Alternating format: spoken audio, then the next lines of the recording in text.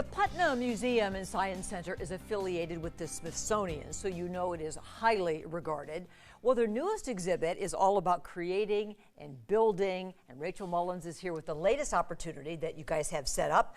Is this permanent or just for a while? So we're doing a special exhibit because we've welcomed the KEVA Planks to the Putnam officially to our science galleries. So we're doing a temporary exhibit through the summer for our families, and then it'll become a part of our permanent STEM center activities, and then we'll be able to use it with our students, our camps, and all different activities in the future. These things are pretty cool. They're great. Yeah, and we have, maybe we should start with the video so you can see what happens with these. So they're little planks, and they're not notched or anything. So simple, right? Yes. It's the simplest activities that really, I think, create the most creative play for students. So this is kind of a challenge around spatial reasoning, critical thinking, problem solving, and design.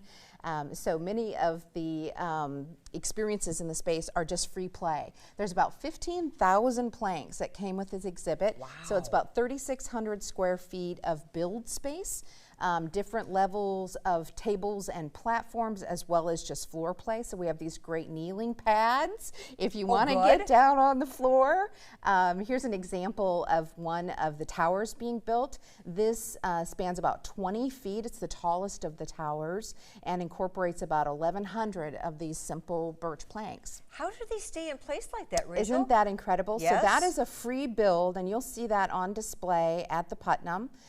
Some of the structures are glued, but all are designed to remain intact without the glue, but it makes for easy transport. This is a great example. This is our Veely automobile that we hold in the collection. Made in Moline castle structures, a Greek temple structure, and all nature of organic tower forms. We have a wonderful example of different building projects, including the Kone Tower, and an example of our Rackham Arsenal Bridge.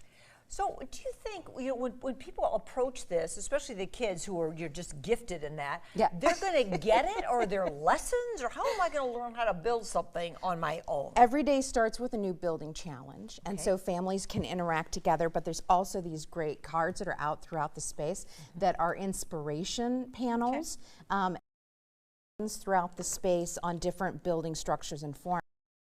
Discussion on foundations and lintels,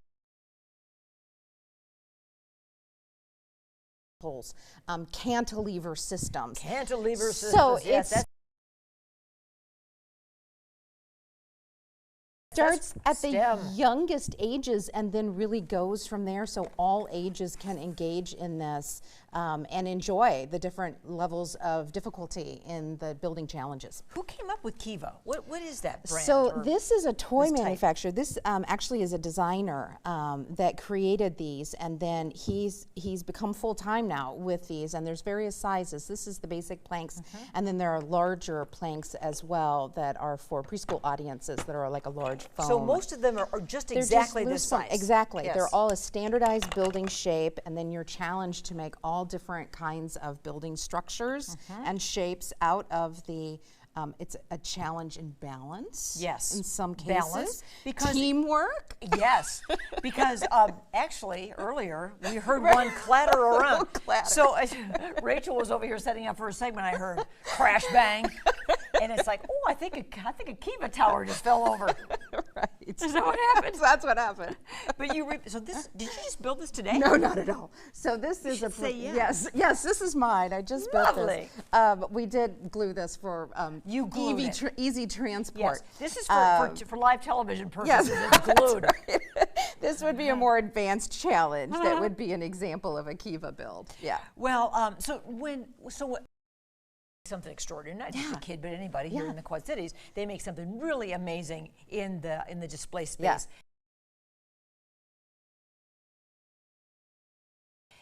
Is it going to just have to come down, or not necessarily? So we have different building spaces where the structures can remain up. We're also really encouraging families to take selfies of them with their creations and post those so that is saved kind of like in memoriam. A sand castle. It will be going away. Yes. I walked in the other day and the entire floor was filled with a cityscape of all streets and buildings and trees and all kinds of things that a group had built together. I just can't picture that I would be able to do this.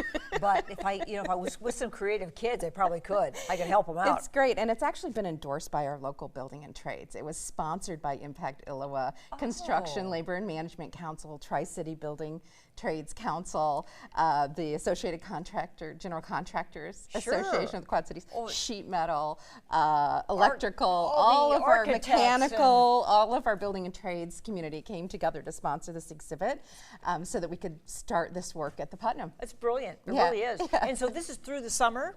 Yes, so the exhibit will be on display through the summer, and then you'll see elements of this incorporated into our science center at the Putnam. At the Putnam. So go, and anybody can go. And adults can help out too. Absolutely. We've been saying kids, but whole families, Oh, it's whoever. all ages. We found this with so many of our exhibits is that the adults become as obsessed with the process as the kids do. It's that spark of creativity and confidence and pride in the work. This is very special, Rachel. Thank you. Appreciate it. Good seeing you. Thank you.